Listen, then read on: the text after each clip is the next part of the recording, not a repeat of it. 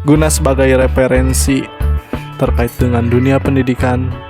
Jangan lupa like, comment, and subscribe channel ini. Guru yang paling Dimas sukai siapa nih? Dan itu guru mata pelajaran apa? Bu Isma. Bu Isma. Ya. Guru mata pelajaran apa? MTK. Oke, welcome back to channel Putih Merah. Oke, jadi teman-teman, sekarang kita sudah ada di sekolah setelah sekian lama kita libur sekolah yang cukup panjang ya, lumayan bisa dikatakan 1 tahun lah ya kemarin kita libur. Kayaknya siswa-siswa juga anak-anak sudah cukup lama berlibur. Nah, kebetulan kita hari ini sudah kembali lagi ke sekolah melakukan kegiatan sebagaimana mestinya. Dalam kesempatan kali ini kita kedatangan salah satu peserta didik. Kita akan tanya-tanya nih terkait dengan ya fleksibel lah pertanyaannya, nanti kita ikuti saja alurnya. Oke? Pertanyaan yang pertama nih. Ini namanya siapa nih? Dimas kelas berapa? Kelas 6A. Kelas 6A. Coba ceritakan sama Dimas kesan ataupun pengalaman selama berlibur kemarin itu ngapain aja? Asik gak? Seneng gak? Asik. Senang. Ngapain aja tuh? Berliburan ke pantai. Pantai mana? Ancol. Ancol, wih. Jadi Dimas kemarin menghabiskan ataupun mengisi waktu liburannya itu dengan bermain ke Ancol sama keluarga? Iya. Sama keluarga. Oke Dimas, gimana nih pandangan ataupun pendapat menurut Dimas di hari pertama masuk sekolah? Apakah sudah siap untuk belajar atau masih pikirannya sedang liburan? Udah siap belajar. Sudah siap belajar. Ya. Bukti bahwa Dimas sudah siap belajar itu bisa dibuktikan dengan apa? Contohnya secara kesiapan, misal Dimas sudah siap mempelajari pembelajaran yang sudah dilakukan atau kayak gimana? Udah mempersiapkan. Udah. Ya. Oke, jadi Dimas ini sudah mempersiapkan diri juga untuk kesadarannya bahwa hari ini sudah memasuki kegiatan sebagaimana mestinya.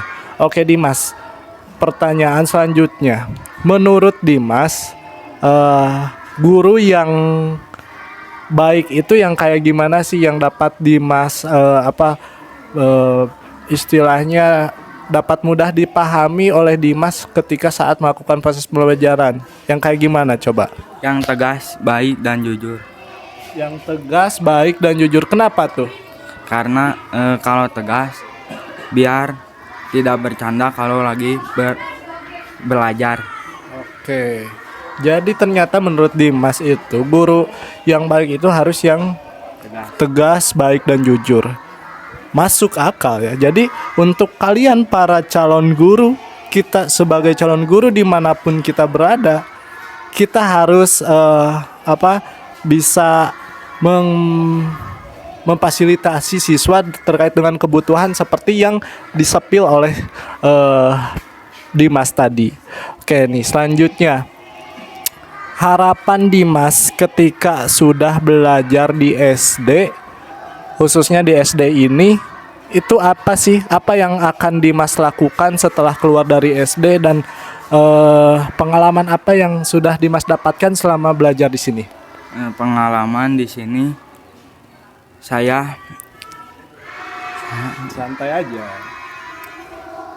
Saya akan lanjut ke SMP dan mencari pengalaman baru. Jadi sepertinya banyak ya pengalaman yang Dimas dapatkan semenjak Dimas sekolah di sini. Nah, pelajaran yang paling disukai sama Dimas dari kelas 1 SD sampai sekarang di kelas 6, kira-kira mata pelajaran apa nih? Olahraga.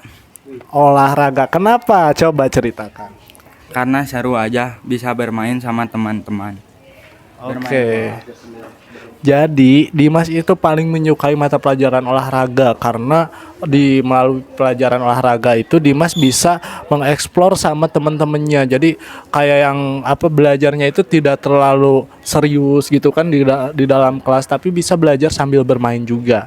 Nah, untuk kita sebagai calon guru dan teman-teman semuanya, jadi sesekali kita bisa menyelipkan metode bermain sambil belajar karena faktanya ternyata anak-anak itu suka metode pembelajaran yang ada nuansa permainannya. Oke nih, terakhir pertanyaan yang Bapak berikan ke Dimas. Dimas setelah belajar selama di SD ini dari kelas 1 sampai kelas 6, guru yang paling Dimas sukai siapa nih? Dan itu guru mata pelajaran apa? Bu Isma. Bu Isma. Ya. Guru mata pelajaran apa? MTK. Matematika sama Indonesia. Oh, ternyata ini ada. Ya, ternyata ada salah satu pembuktian bahwa tidak tidak selamanya matematika itu pembelajaran yang menyeramkan dan juga menakutkan. Buktinya ini ada salah satu peserta didik yang justru menyukai guru ataupun mata pelajaran matematika. Nah, berarti ini artinya tergantung proses pembawaan oleh guru yang bersangkutan. Ketika guru yang bersangkutan bisa membawakannya, bisa menyampaikannya dengan asik, maka hasilnya pun akan positif. Oke lah, itulah beberapa istilahnya umpan balik dari peserta didik terkait dengan dari awal masuk ke sekolah lagi hingga pada harapan-harapan yang ingin dicapai. Mudah-mudahan dimanapun guru-guru yang ada di seluruh Indonesia senantiasa selalu diberikan kesehatan dan juga kemudahan.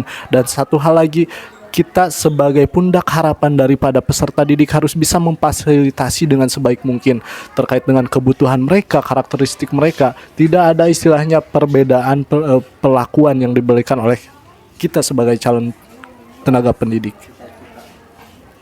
Dan sebelum ditutup, untuk ini paling akhir nih, cita-cita Dimas setelah sekolah atau istilahnya masa depan Dimas itu pengen jadi apa sih? Pengen jadi TNI. Wih, pengen jadi TNI ternyata. Kenapa nih TNI? Secara postur kayaknya ini udah cukup oke ya. Badannya kekar, besar juga. Di usia yang mungkin masih kelas 6 itu masih kecil ya. Tapi posturnya sudah menunjukkan ada bibit nih. Kenapa nih TNI?